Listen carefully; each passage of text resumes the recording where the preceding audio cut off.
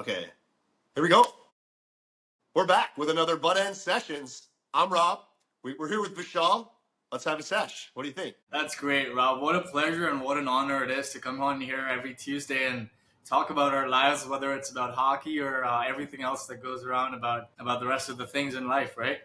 Yeah, man. Honestly, man, I've been looking forward already. Like, I'm loving that we have this on our schedule, and like we're streaking now. This is like our fourth or fifth week in a row, and I've been looking forward to it really since the weekend. Having this on Tuesday with you is like a real fun time for me.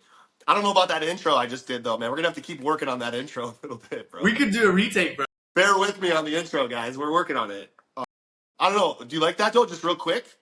I ran it through the engine before the show today to see like what would be like a catchy intro, but like welcome to Buttendz Sessionz. I'm Rob. This is like it's hard for me. I'm Rob.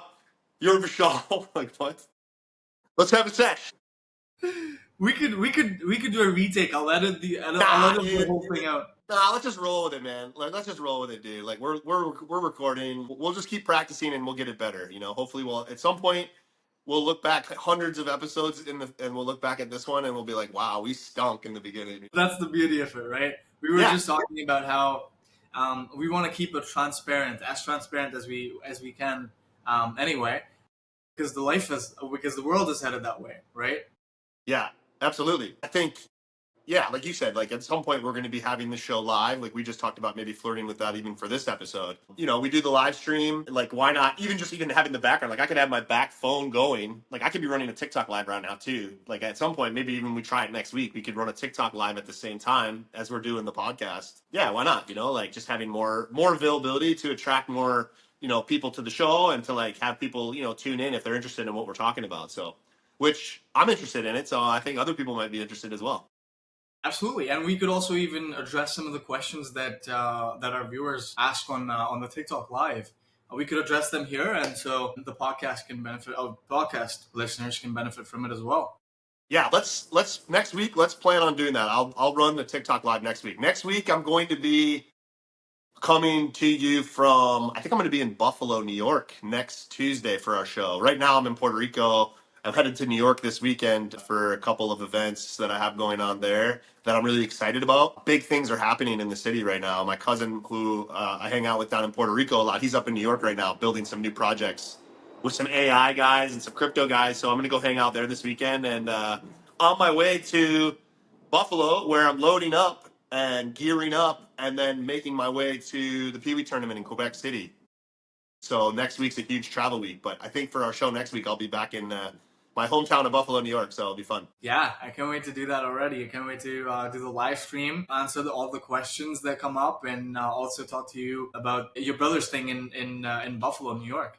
That'll be Yeah, exciting. it's gonna be cool. So last week was good, man. I know you mentioned earlier before the show. Were we able to get the Mustu audio and the Mustu video for the pod? Yeah, we were able to get the video and the audio. Unfortunately, because of a technical glitch, the camera orientation is a little bit shaky right now. But we'll figure That was out a my way bad. to. That was my bad. No, it was actually all three of us. We're all on different pages there. So maybe next time it's a good lesson though. Next time when we get a guest on, we have to let them know what the camera orientation needs to be so that we all can be on Yeah. the same page and we can get the best of the clips for everybody. Well, that's kind of perfect, having the growing pains and the learning curve. Like it's kind of fun for me actually, even just to build it from scratch like this, where it's like, get iron out the difficulties. And like, we talked about this earlier. Like we had Mustu last week, and we've got a couple of really interesting guests that are excited to come on the show. And I'm excited, man. Like I've been talking to some players behind the scenes that want to come on. So let's get it ironed out, and then pretty soon we're going to be having some pretty cool features on the podcast as well. Yeah, absolutely. I'm pretty pumped about that. And I'm pumped to see how fast we went from, hey, we have a new platform that makes the podcasting easier, to, hey, we have a couple of guests already who are looking forward to being on the show. Yeah, 100%. It's gonna be pretty cool to be able to bring some interesting guests, and it's super easy, right? Like super transparent and easy to just like sign in and do a recording and clip it out. I've been really enjoying the clips, man. I saw some of the clips that you posted on the story recently. It's fun to see it finally start to come to fruition. Some of the things we talked about that are like evergreen, right? That are still cool and relevant today. We talked about it like last year even. So I'm pumped about the some of the new stuff we have coming forward on the Sessions pod. Yeah, I mean, safe to say, all of the going through the 300 gigs of video clips, of short clips and long clips over the last couple of weeks has turned out to be worth it. Now that we're out with some clips on the Instagram and YouTube as well, and we're coming out with more. So I'm excited to pump those out as well, and I'm excited for it to reach new audiences and get us followers that can benefit from the content. Ah, beautiful, man.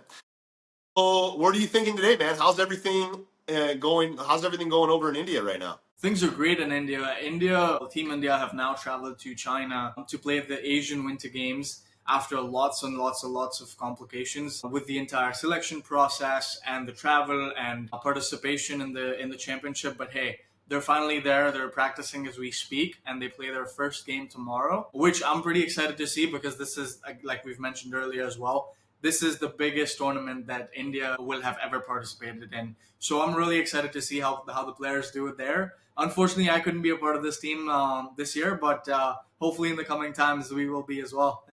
Oh, wow, are you thinking so? Are you thinking about like coming back maybe next year to play and possibly play for Team India again? I'm not sure. I've not made that decision yet, but I do regret not being up in the Himalayas at least this year. And what I definitely want to do next year is go back up and at least toss the puck around, have you and some of the boys Yeah. from around the world come and join us. While we go play or have fun up in the Himalayas. That's something that I definitely want to do. Other than, of course, if Team India works out, then definitely Team India as well.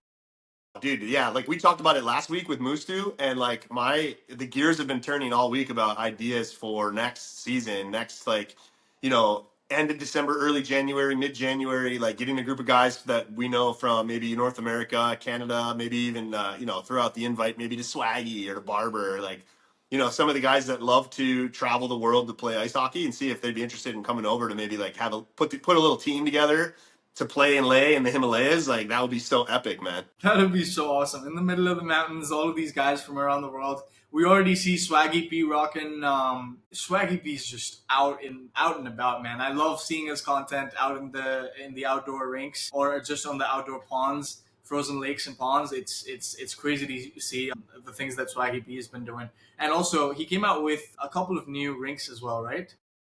Yeah, we just actually were in. It was funny because like after I got hurt, I was over in Spain playing, and I got hurt, and like my season was done, dude. Like I'm still rehabbing these knees, and I knew that I was done. And Swaggy texted me, and he was like, "Hey, we're opening up the Vegas location. Do you want to send some grips out for the boys to try out?" And I was like, "You know what, man? I was like, I'm just gonna come. I'll go to Vegas and I'll do a demo for all the young players that are going to be at the facility." So yeah, flew out to Vegas, left Spain, met Swaggy. They opened up the new Elevate O2 Vegas in Las Vegas, and we got to be there for the grand opening to open up the location. And I know he's opening up a brand new facility in his hometown of Burlington, Vermont, very soon as well. And we're really excited to be a part of that as well with Buttendz. So he and I have been talking behind the scenes about putting some stuff in the rink and like doing some stuff for the grand opening. So I'm excited to get back on the ice with Swaggy pretty soon. Yeah, and aside from the ice, I've also seen you do some roller content with Swaggy P recently. Yeah.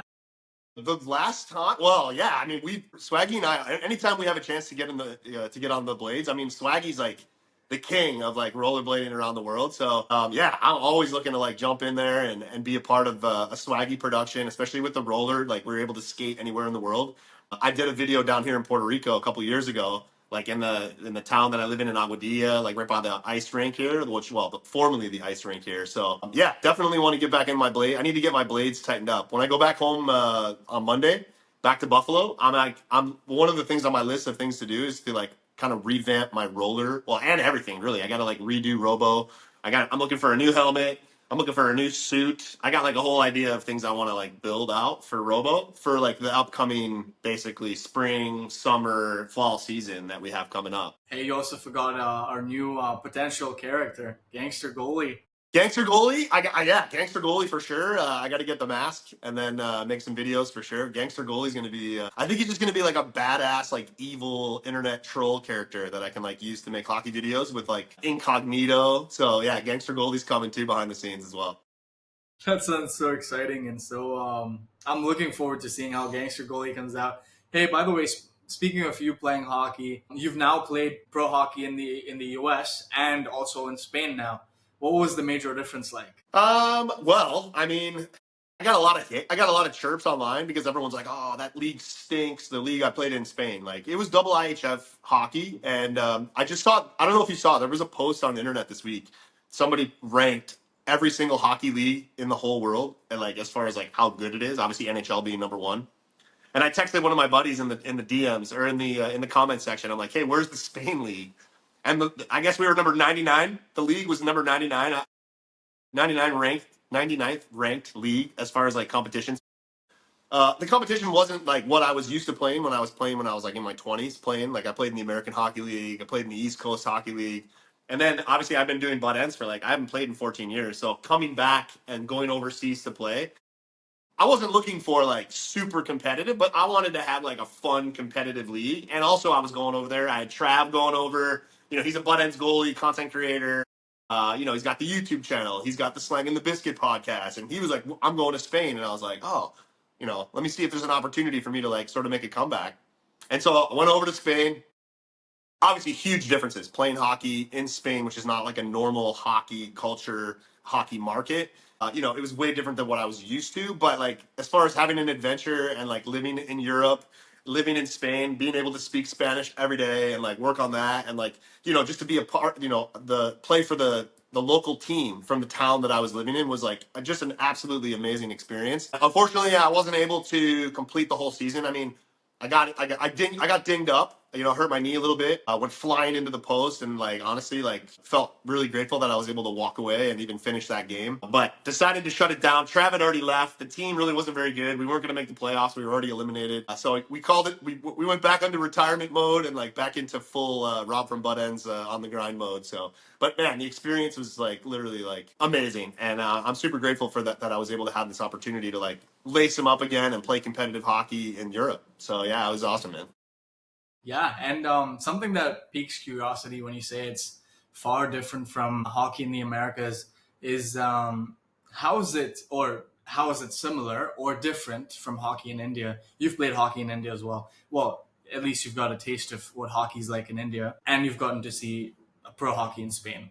Well, lower ranking league, but it's still pro hockey in Spain, right? How is it different? Well, compared to India, you mean? I mean, I would say it was kind of similar in the fact that it's like both non-traditional hockey markets. So there's like some similarities as far as like when you play hockey in the US and Canada, and there's like, in my town in Buffalo, we have like 20 rinks or like, something crazy, right? And like you come into a place like Logroño in Spain where I was living, and they have one rink, and anybody that plays hockey goes to the one rink. Or like in India, for example, how many rinks are in the entire country of India, which is huge.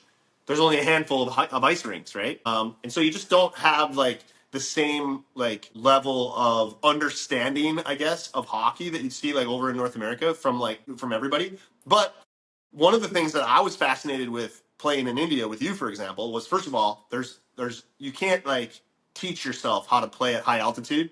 So like when we were playing, and it was like I think it was like 13,000 feet in the Himalayas. Like you skate one time up and down the ice, and you're just gassed, And like that is something that I wasn't used to growing up in Buffalo, New York, playing hockey, where we don't have problems with altitude. So that was something that I had to adjust to, and it was kind of cool. And I just love it, man. I love actually now, like especially as I've gotten older, and I travel the world trying to promote Buttendz, and like going to non-traditional markets is like one of the things I love the most. Is like just being on the ice with the local players in all these places, like India and like Spain.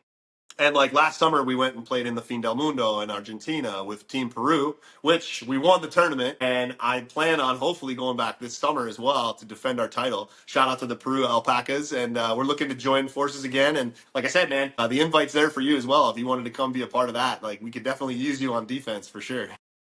I would love to be there. It's a long way out away from India though, but we can see how the logistics permit, and if it does, I'm sure I'd be so honored to come play.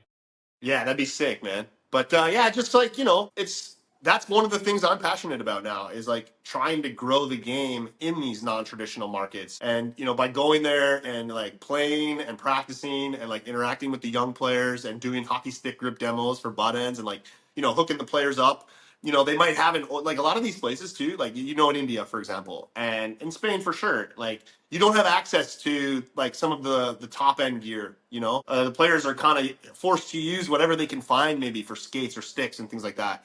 So for me, Right. it's really enjoyable. Like if I'm able to go there with like a bag full of Buttendz grips, like I can like put a brand new Buttendz hockey stick grip on someone's older stick, and all of a sudden, these players, it's like almost like they have a brand new twig, and you can see their faces light up and they get really excited. And I'm like, oh, yeah, like that's the same grip that Tim Stützle from the Ottawa Senators uses, and Josh Norris and Max Domi. They're all using this grip right here. Now I'm putting it on your stick, to a 10, 12-year-old kid. And his face lights up, and he all of a sudden is out there dangling, like probably believing that he's one of those guys or that he has a chance to be like one of those players. So it's like, really exciting for me to have the opportunity to do that for these players in the non-traditional markets. So yeah, I'm hoping to just continue that and build off of what we've started here. And like I said, being with you, meeting you guys in India, and having the opportunity, hopefully next season. I'm looking forward to doing it. Yeah, and switching gears to NHL hockey, you mentioned Timmy Stützle. He's been on fire. How do you like Yeah, watching the Timmy and Ottawa the Senators? boys. Go Sens! They just won their fifth in a row last night. The Sens are on fire, and Timmy's having a great year. Same with Josh Norris too. Like Timmy, I'm assuming, I don't know. I'm looking forward to hopefully plan at some point. I want to get to the Senators and do a demo for the boys and like meet those guys. But obviously Tim Stützle has been using Buttendz since World Junior, since he was playing junior hockey, and he brought the grips into the Senators locker room. He was the first guy on the team to use them, and so of course I'm like following the team and I'm following his path and his career and like buying all his rookie cards, like all of his rookie Young Guns cards. He's got Buttendz in the rookie card. I love that. Like it's so cool.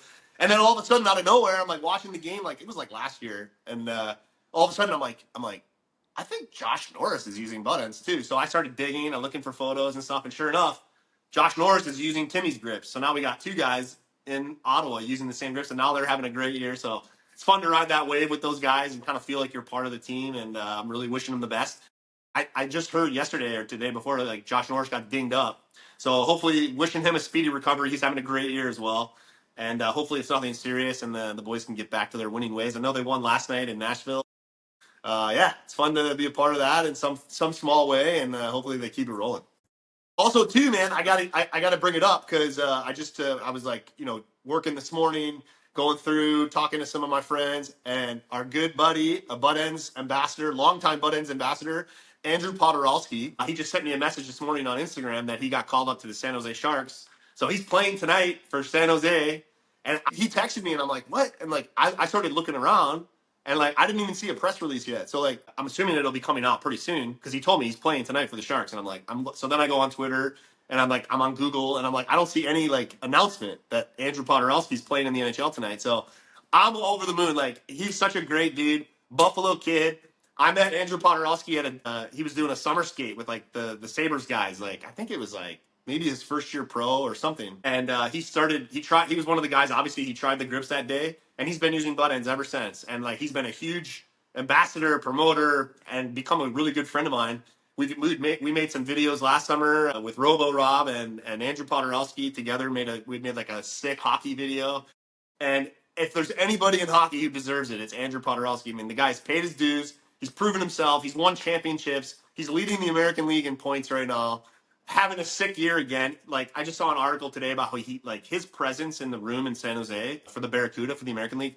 He's literally changed the culture of the dressing room, and it's so important for the young guys to see a guy like Andrew Podorowski, who's like I think he's 30 years old, 31, and just the way he conducts his business and the way he carries himself. And the dude's a champion, and that kind of bleeds into the locker room, and it's fun to see him finally get the respect and get the call up to the NHL. So I'm wishing him success tonight, and hopefully we'll check back in next week, and hopefully he's still up and having some success with the Sharks. So it's pretty sick. Yeah, how exciting it must be to be the first one to hear the news, and hopefully tonight I'm sure you're going to be watching the game and looking out for your boy Podorowski, and hopefully he gets some points tonight.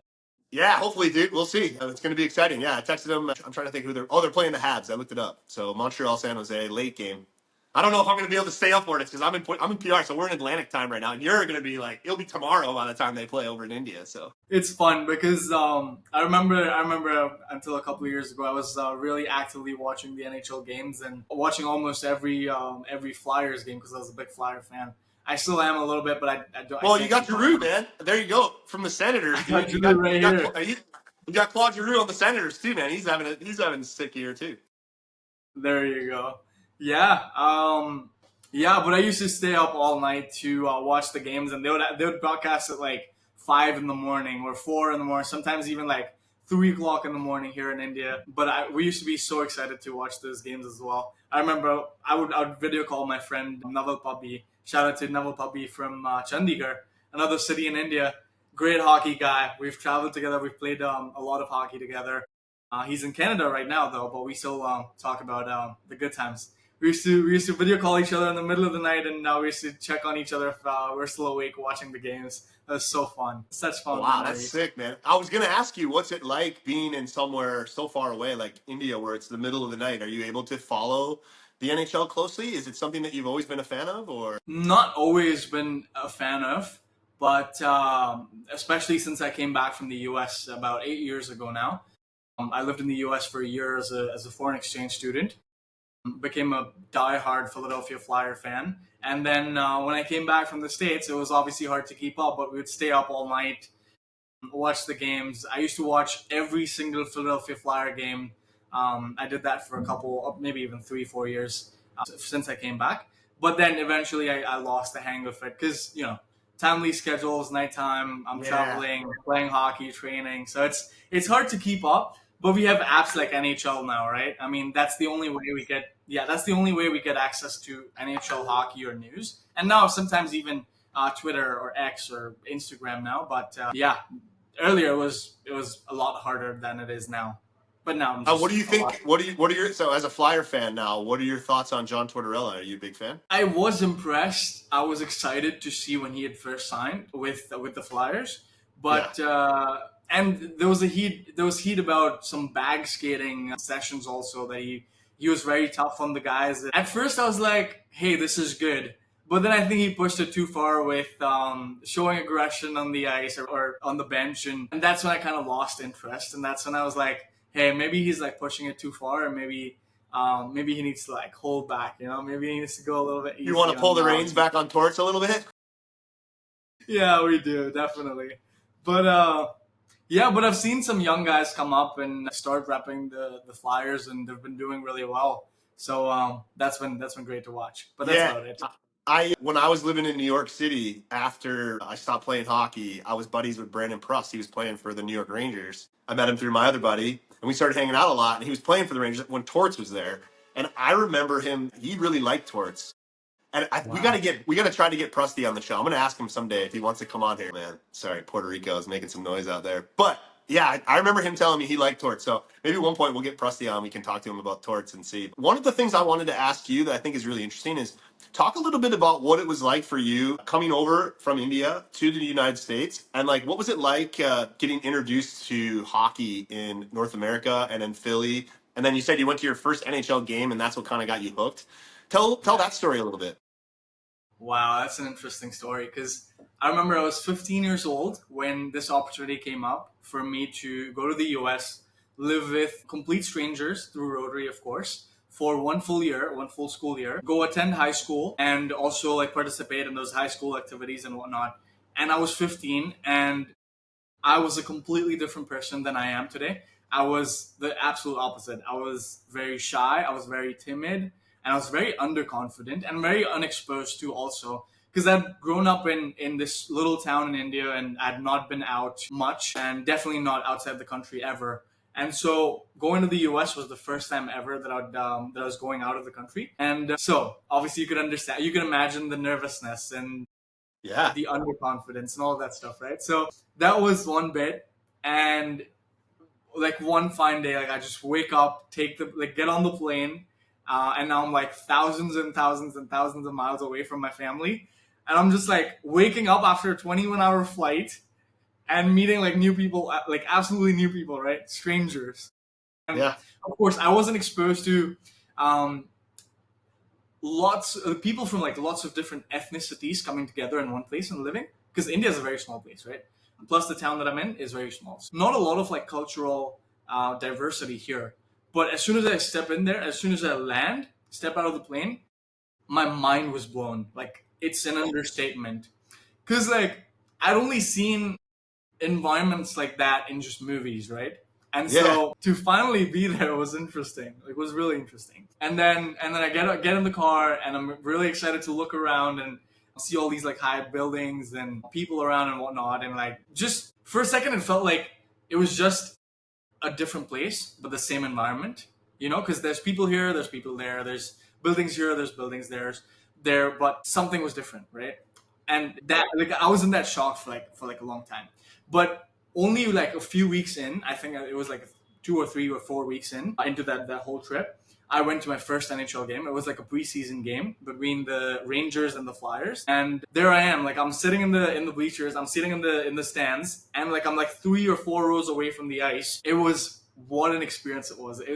It's like a preseason game, 20,000 people in the stands approximately, and my mind is blown because I played inline hockey, roller hockey earlier in India. From playing hockey in India, which is a very rare sport, there's barely any viewers, barely any popularity to the sport, to going to like an ice hockey game, which is much faster, on a completely different surface at all, like totally. And it's so fast and also. And there's like 20,000 fans. And so that was like the shift where that cultural shock turned into, holy crap, where am I, right? And then I was like, hey, I want to be one of those like 12 players on the ice who are playing in front of these 20,000 people, right? And That's that's amazing. where the switch happened. That's when I was like, okay, no, I really want to learn how to play ice hockey. And my first session on the ice was surprisingly good, better than I'd anticipated. I don't know if it was the inline hockey translating to ice and stuff, but I was still like a lot better than I thought. But I was just lost kid on the ice because it was an open hockey session. These open hockey sessions are common in America, right? I mean, you barely get to hear about them in India, of course, because there's no rinks at all. And so I'm there. I get invited to an open hockey session for 15 minutes. I'm just like wondering what the heck is an open hockey session? I don't know what to do. So I just show up there with like a borrowed gear from my then friend, and I put on this gear and I'm there. I'm just like standing by the boards, waiting for somebody to come and tell me what to do. And then eventually I found a couple of friends from the school, and then I got onto the ice, and it was what an experience it was to be on the ice then. But that's where I switched from being a roller hockey player to being an ice hockey player at least. And Oh, that's great, man. And then yeah, is so that that's the so story. you started skating? You skated that whole year then when you were living with the family in Philadelphia? Yeah, When yeah, did I you end skated. up playing? When did you end up playing on your first team, like ice hockey, official ice hockey team? It was actually toward the end of that year because Great Valley High School, they were participating in a spring league. I'm sure it's like a rec league sort of a thing. It's not that serious. Their players are just participating to stay in touch with hockey and do something over the off season and stuff. And they have their tryouts and whatnot. And so the team were kind enough to let me participate in the spring league, and that's how I played on the first team that I ever played on. Wow. It was a nightmare. It was a total nightmare. I still remember. I still remember. I played like 10 games approximately on that team, and I got like one major hit and one poke check. That's about it. That's about all I You were remember just a from that pylon game. out there. So what? You were just a pylon out there, guys skating around you. Did it feel Absolutely. like they were just buzzing around you? Players are like skating by me, and I'm trying to keep up, but I wasn't as mature as I am now. But I was new to that sport. There's people like skating so fast by me. I'm just like wondering what I'm doing right and what I'm doing wrong. But yeah, what an experience it was. So I remember the two only things I remember from playing on GV, Great Valley High School team, was one, the poke check, and two is the reverse hit that I actually delivered. Yeah. Wow. Okay. There you go. Two highlights. Yeah, two highlights. That's about it. That's about all I have from playing for GV. And you took that experience. So, like, when you went back to India, now you're hooked on ice hockey, right? Like, what was it like transitioning from high school in the U.S. back to India? And then what did you do when you got there? You started to source hockey, like ice hockey, or what? Yeah. So when I came back to India, it was pretty interesting. I actually didn't know that India also had a national ice hockey program, and so I just continued to play roller hockey. And then, due to some like complications, they kicked me off the team. Like bro, I was number 7 player in the entire nation, and obviously team consists of 16, so I was supposed to be a part of the team, but Yeah. somehow the list got switched up and I'm off the team. And I'm just like, I'm 16 years old. I'm probable to play for the national team of India. Yeah. They're like, and then all of a sudden I find out I'm not even a part of the team. And so you imagine how discouraged I was at that time, right? And so I'm just like, let's just like any other 16-year-old would do. I was like, hey, screw this. I don't want to play roller hockey anymore because it's corrupt and whatnot. And I was 16, man. Come on. And Yeah. so then I was looking for other opportunities, which is when I realized that there's an ice hockey program also. And then I reached out to the IHAI, which is the Ice Hockey Association of India. It's the IHF part of India or whatever. Yeah. I reached out to them, and then I got myself enrolled, and I got myself a tryout to play for the state team first, and then to try out for the national team. And then I just ended up becoming the alternate captain of the team, the national team that year. And so I think I was about 17. Yeah, I think I was about 17 when I first played for the national team of India. So that was an experience. I mean, again, going from high school team to being number 2 in the nation in the under 20 age group in ice hockey Yeah. was a great journey for me. It took me 2.5 years, but I got there. Oh, I mean, that's amazing. Then when I met you, you're part of the Indian national team. You're playing up in Leh. You were a huge part of the Skara Snowstorms defensive core. I remember. Yeah. Yo, that's so cool to hear that story. I'm interested too. Did your family in India push you to go to the U.S., or was it like something that you wanted to do to like broaden your horizons as a person, or how did that come about?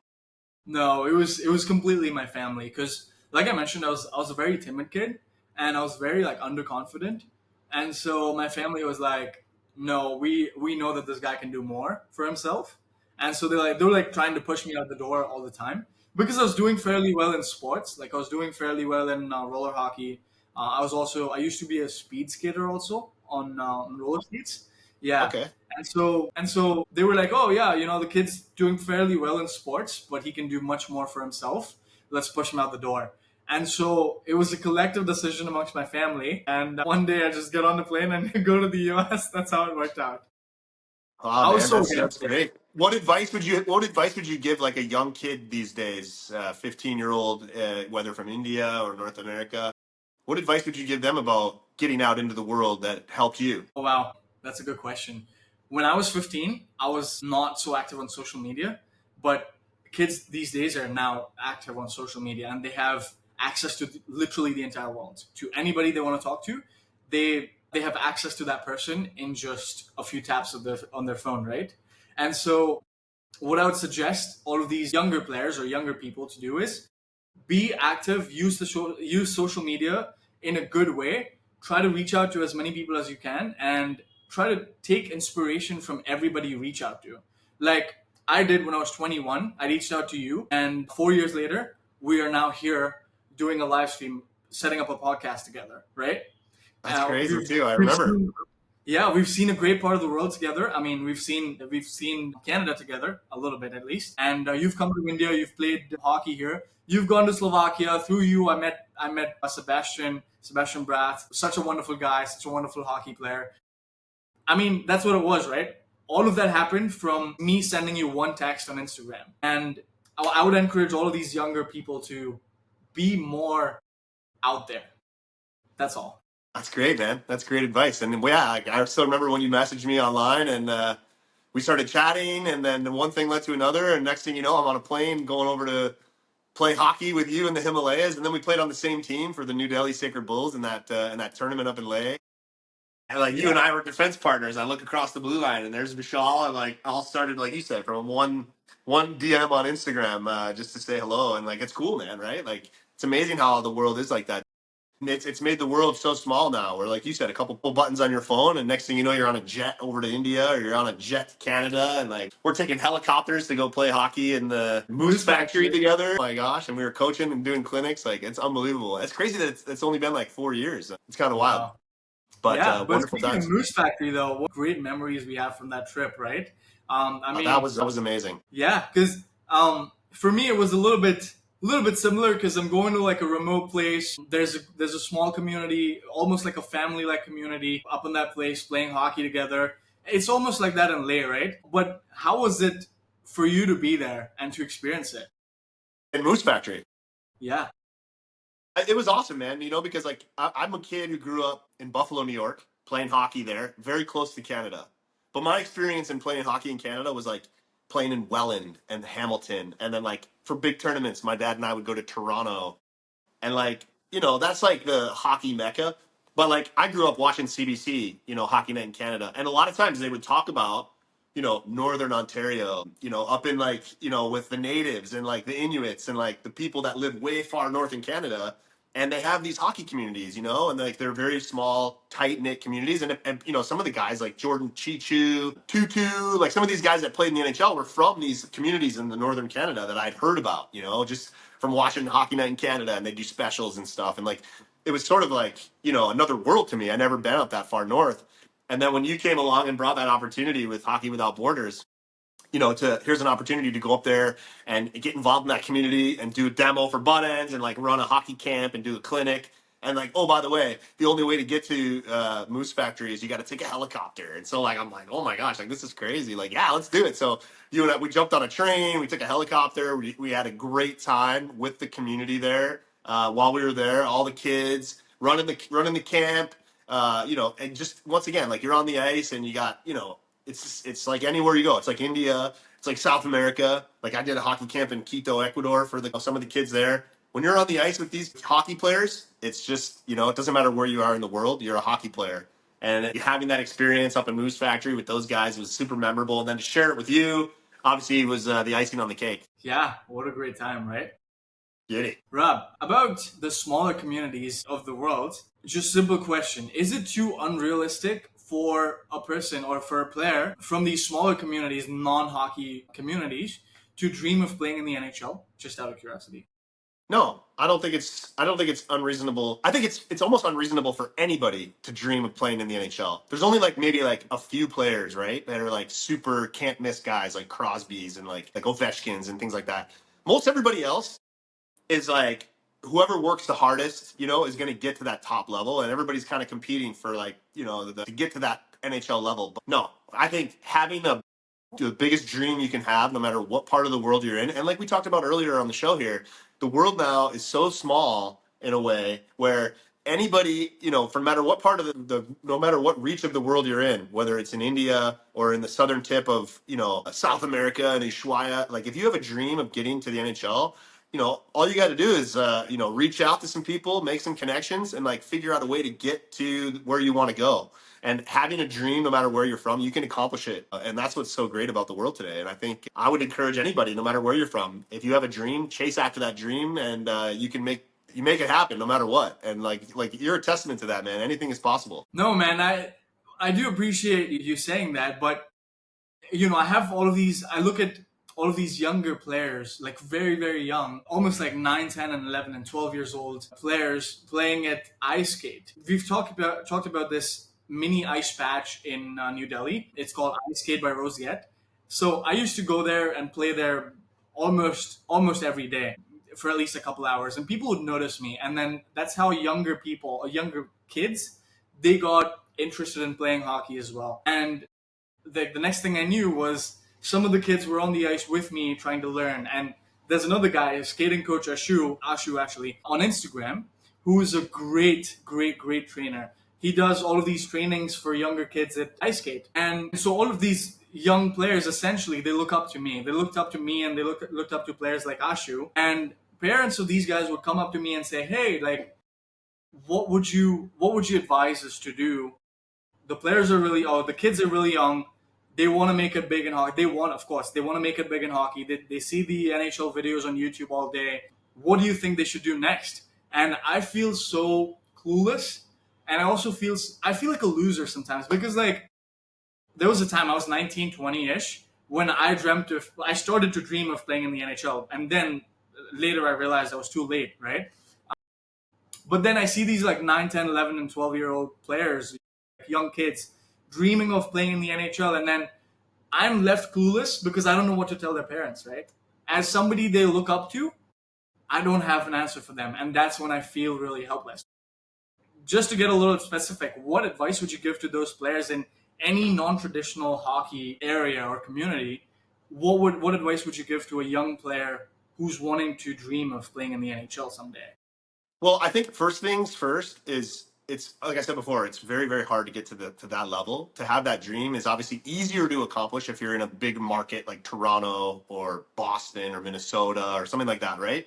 Coming from a place like you are, the chances of getting to the NHL level are are much less. Like I'm not gonna lie, it's going to be harder to achieve that goal from a place where you can't get ice as much, where you're not going to be as much able to practice. But my advice is like if you're serious about any dream, like you can accomplish it, right? And if somebody from India, for example, asking you, like, look what you did. What did you do? You had to get out of where you can't just stay where you are and expect big things to happen. I would encourage players to take chances and to take risks. And like, obviously you're gonna have to work super hard, maybe even harder. You're gonna have to work twice as hard as the kid from Toronto or twice as hard as the kid from Minnesota. But you keep developing your skills, you keep, getting better and better. And as soon as you can, I would encourage the parents of the kids or whoever to like get out of your little area and go to where the action is, like you did. You picked up your stuff, your parents, you put you on a plane, and boom, you're in Philadelphia and you're in the USA and you're at the Flyers game and like all of a sudden you're in the mix. Like, so I think the same thing for any young player who's like, has a dream of playing in the NHL and you're from the middle of nowhere. No one's going to come find you in India and Delhi skating, but you can improve your skills there. You can get better as a player. You can improve as an athlete. There's a lot of things you can do if you have access to ice. And now you can train anywhere, and you can learn from guys like Swaggy P, and you can learn from guys like whoever on the internet. You know what I mean? You can watch these guys and learn and watch the NHL players and see what they do, and you can live your Right. life that way. And then, like I said, it's a lot harder if you're in a smaller market to do something, but it's not impossible. But like I would just encourage guys, you got to get out and you got to go and you got to chase after your dream, and you can't just sit at home and wait like you did. Get on a plane, go to play in a tournament in Boston, go to play in a tournament in wherever you can find an opportunity. Like you mentioned, Sebastian Brath, like he just came over from Slovakia to play in the USA this year. He has a dream. He wants to play college hockey. He wants to play in the NHL. You're not just going to get there by playing, youth hockey in Slovakia. You can do it, but packs his bags, goes and plays in the U.S. this year. Now all of a sudden he's in front of all the scouts and the college scouts, the junior scouts. He's on the radar, and so there you go. He's opening doors for himself. You're kicking down the door essentially. So if you're a young kid and you're from the middle of nowhere, whether it's from South America or India or Japan or wherever, work on your skills, get better every day, keep improving every day, learn from other people, like watch people you look up to, see how they live their lives. And then as soon as you can, get out into the world and go chase after your dream. And then like the doors are going to start to open for you. When you start moving around and you start doing stuff, good things are going to happen. It might not work out exactly as you want. Like for me too, man, like I dreamt of playing in the NHL. It was like everybody was like, you have no chance. I'm from Buffalo. Like my good buddy was Brooks Orpik growing up. He was a can't miss guy. He was going to the NHL. I'm like, yeah, I want to go too. And they're like, well, you're not good enough. But I'm like, but no, but I want to, and I just keep going and going and going. And like, yeah, I didn't make it to the NHL. I made it to the American League. I was right there at the door, like scratching at the door. Guys are getting called up in the locker room next to me. Guys are getting sent down and like, oh, the guy was on the Leafs last night. Now he's getting dressed in the locker room. He's making 3.5 million, and I'm in the room with him. And I didn't make it to the NHL, but because of this, like going after the dream and getting out into the world and doing stuff, it turned into a life in hockey and a career of hockey. Played college hockey, played pro hockey, started a hockey company, and I'm still doing it. And I'm still traveling the world now, trying to help young players, trying to help, give back and just have a company and a business that's all hockey related. It's all because like I had a crazy dream and I just kept going for it. It didn't work out exactly as I anticipated, but actually things worked out better than I could have ever imagined. So that would be my advice to young players. Sweet, man. That's great advice. It's like aim for the moon and you'll end up in the stars, right? Yeah, exactly, dude. And it's really true. Just like, and again, it all comes down to you and like you can do it. And again, we live in such a great time now where you have access to anybody at any time. So it's really just if you put in the work, good things are going to happen for you. And like, definitely I have a firm belief in that. Oh yeah, that's great. And it reminds me of an interesting conversation I had with a gentleman when I was in Canada. I saw I saw like the U8 team or the U10 team or the wait, no, sorry, it wasn't the U8 or U10. I think it was the U12 or 14, something like that, right? Very young kids. I spoke to one of the parents, and you know what they told me? They told me that they moved to Canada from China when their kid was 3 years old, just to get him started into the hockey world. And so I mean, it was interesting to see how dedicated some parents are, even when it comes to their kids, right? They're like, I mean, yeah, that's happening now a lot, and not everybody has the resources or the opportunity to do that as a family, and so some people have more advantages than others, and but there's some people that come from nothing and they make it all the way to the tippy top, and some guys start with everything and they don't make it anywhere. I mean, so that happens too. We all come from different backgrounds, and we all have different skill sets and advantages and resources and things like that. Yeah, I think now is the best time ever to be alive, with the opportunity for, if you're from Delhi in India and you have a dream that you want to play hockey at the highest level, you know, that's an opportunity for you. There's an option. Well, there's a way to do it, and it's really all comes down to your effort. right. What a beautiful way to answer that question, Rob. Wow. I wish I had somebody tell me that when I was very young. But Yeah, same I'm here, glad. man. Same here. I spent a lot of time as a kid, alone in my room, like I have this dream and no one thinks it's realistic, and like I don't, you know what I mean? Even I doubted myself. I was like, at some point, I almost quit. I almost quit the game at 15 because like it was not going well. I wasn't on the best teams. I was playing JV. I wasn't in varsity, and like it's kind of it's almost cringy to be like, oh, I want to play in the NHL, and they're like, dude, you don't even play high school varsity. Like you're never gonna Varsity. make it. But like I stayed with it. Luckily, I didn't give it up, and I stayed with it, and I kept believing in myself, even though everybody else like thought like it would have been a joke if I would have said I want to play in the NHL or even play Division 1 hockey. But I kept going, and then all of a sudden, boom, 17, 18, I got bigger, I got meaner, and then all of a sudden, the next thing I knew, I was like a legit player, and I'm like, oh, okay, yeah, like now I see a path forward. So Yeah, similar story. Nobody believed. Well, people didn't believe that it was possible at all. I just kept telling myself. I don't know what kept telling. Something in me just kept telling me, no, Vishal, just go for it. Just. What if something works out, right? And here we are today, having a podcast talking about it. I know we talked about this a couple years ago where you were telling me like you wanted to be involved in the hockey business, in the hockey industry. That was your dream. And we were trying to figure out different ways and different strategies, and like all of these different moves we've been making the last few years have now led to legit like, all right, now we're doing a hockey podcast, and like doesn't matter that you're in India or you could be anywhere. And same for me, like now, but it's in the hockey community. You know what I mean? So there you go. We're just gonna keep grinding, just like that's all we can do. Yeah, what a wonderful chat today, Rob. Thank you so Yeah, much great for one, taking man. all the time. Hope everybody enjoyed the discussion, and thanks a lot for tuning in as always. And we got to come up with an exit. We have to come up with our exit too. I don't know what it's going Our to be, outro. but thanks for tuning in. Buttendz Sessionz, Vishal, Rob, we're out. Signing off. It was great.